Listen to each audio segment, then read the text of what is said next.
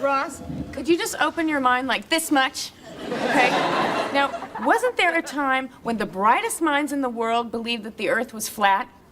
And up until, 50 years ago, you all thought the atom was the smallest thing until you split it open and this, whole mess of crap came out. Now, are you telling me that you are so unbelievably arrogant that you can't admit that there's a teeny tiny possibility that you could be wrong about this?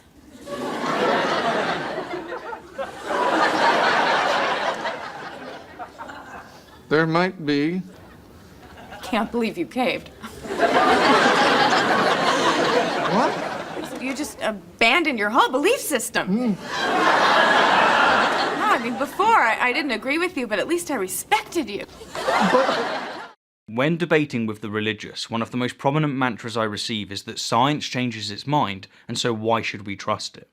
It's meant as a slight on science, and it's often said as if it somehow justifies the conveyor's religious beliefs, when, of course, it doesn't. Now, in response, I tend to sing, "Science adjusts its views based on what's observed. Faith is the denial of observations so that belief can be preserved." And I then go on to explain why science changing its mind, or more accurately, the scientific community altering its view, is a good thing, that it's a sign of remarkable humility, and that it should increase their trust in science. But despite the countless times I've had this exchange in person, I'm yet to have a video dedicated to it, but of course that changes now. This is Science Can't Be Trusted, debunked.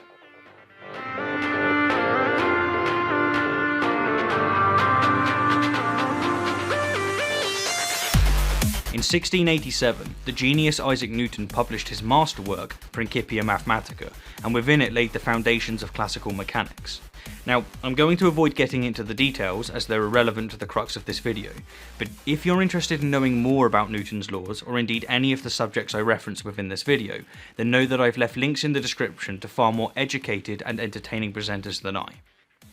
Anyhow, Newton's laws ruled supreme among the scientific community for over 2 centuries, but then the genius Albert Einstein published his special and general theories of relativity, and in doing so proved Newton wrong. Except, of course, he didn't. That's a misconception. Einstein's theories didn't invalidate Newton's, they superseded them. They accounted for the same observations, and they accounted for observations that Newton's did not.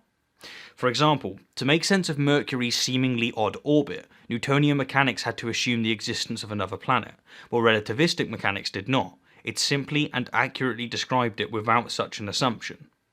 Or as the phenomenal science communicator, Neil deGrasse Tyson puts it, Einstein comes up with his theory of motion and his theory of gravity, the special and general theory of relativity. Out of those 2 theories, which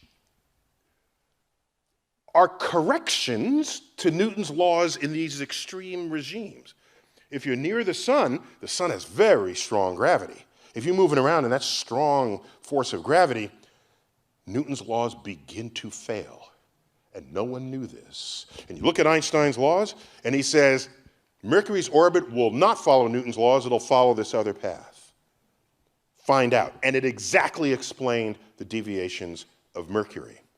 And so people say, oh, see, scientists, we thought this was right, and now we all huddle around this thing that's right. No, that is not how it works since 1600 onward. The way it works is if you have an experimentally determined result, and it's verified, and double-checked and triple-checked, that will not later be shown to be false. What you can find is a deeper understanding of the world that encloses that understanding. And that's what happened with Einstein. And so yes, in light of relativity, scientists altered their view, or changed their mind. But what they changed was their interpretations, not their observations. Those observations are still verifiable, they're still a fact. It's not like we could use Newtonian mechanics to accurately determine the acceleration of a falling apple one day, but not the next. Science doesn't make U-turns like that. Anyhow, moving on, let's look at a much more clear-cut example of science changing its mind that's significantly more personal to us, one that changed our lives forever. Have you watched Slender Man? Oh, it was so good the way he just came out the tree. Guys, I'm sorry. Yeah, hi. Dinosaurs had feathers. Jurassic Park was wrong. Yeah, Indeed, let's talk about the discovery that the almighty dinosaurs, which literally mean terrible lizards, had feathers, and thus are perhaps more accurately terrible birds, or dinopola. Evidently, our ancestors stumbled upon remains of what we now know are dinosaurs thousands of years ago, and most historians attribute such findings as the inspiration of many cultural and religious myths. But from the mid-19th century, which is when a truly scientific approach to dinosaurs began, all the way up to the late 20th century, the prevailing view was that dinosaurs are a form of squamata, or scaled reptile. You know, similar to what's depicted on the Jurassic Park franchise.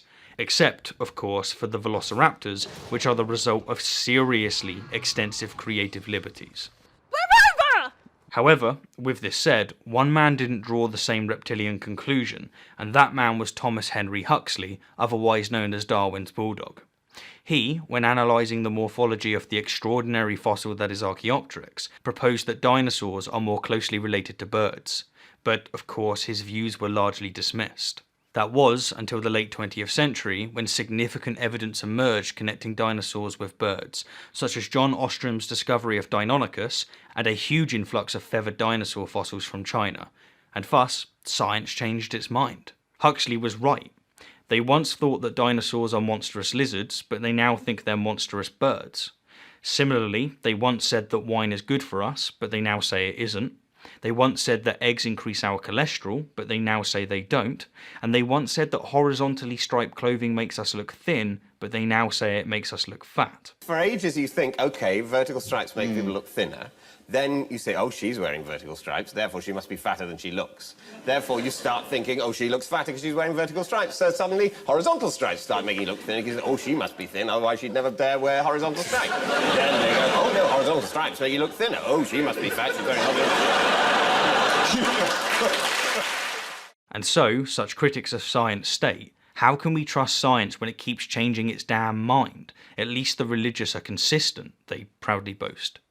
Yeah, I reply, consistently wrong.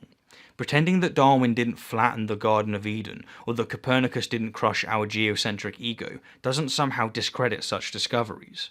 You see, this is one of the key differences between science and religion, and it's just one of the reasons that religion deserves none of the respect it so insists upon, while science deserves, at the very least, not to be grotesquely and incessantly misrepresented. When someone discovers a fact or theory that contradicts religion, the religious condemn, ostracize, and ban them and their work, and historically have enforced upon them imprisonment, exile, and even death. But when someone discovers a fact or theory that contradicts the scientific consensus, scientists praise, reward, and celebrate them and their work. They teach about their triumph, and in doing so inspire others to make such discoveries. The fact that scientists change their view when new discoveries are made is an overwhelming sign that they're really interested in what's true. Such honesty, such humility, should never be looked down upon, and it's about time the religious stop doing it. Now, the last thing I want to emphasise, and something that deserves a video all to itself, is that many of the examples that critics give of science changing its mind are actually not examples of science changing its mind. Rather, they're examples of ignorant journalists and media outlets publishing their biased interpretation of facts as facts themselves. But again, this warrants its own video, but at least merited a fair mention here too. Anyhow, as always, thank you kindly for the view, and an extra special thank you to my wonderful patrons and those of you who have donated via PayPal. Without your help, videos such as this wouldn't exist, and so from the bottom of my heart, thank you.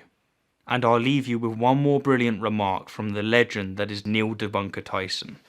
Einstein's theories of motion and gravity, if you put in low speeds and low gravity in the equations, they become Newton's equations. So Newton's universe is a subset, an accurately described subset of a larger universe that Einstein has described. And even with Einstein, his equations can't take us to the center of a black hole. The singularity that's there, the singularity at the beginning of the universe. We know now that his theories fail. They blow up on the page. So we have a whole frontier of science to try to extend Einstein's laws into an even bigger regime that can then explain everything that's in our universe, not most things.